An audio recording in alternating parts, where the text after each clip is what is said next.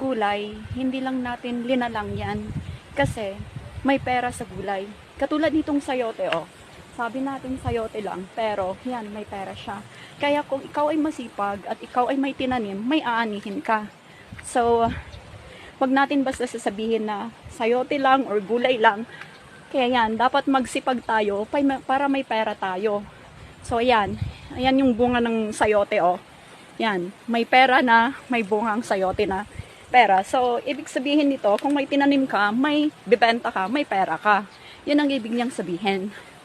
So, bawal ang tamad dito.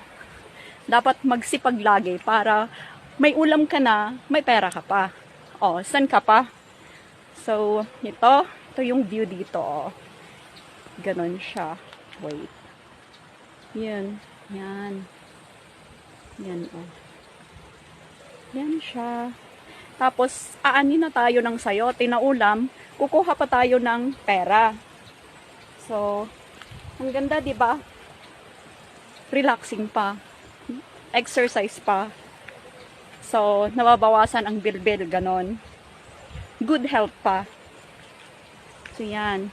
Yan siya. Yan. Ganon. Tapos dito, ilog dyan.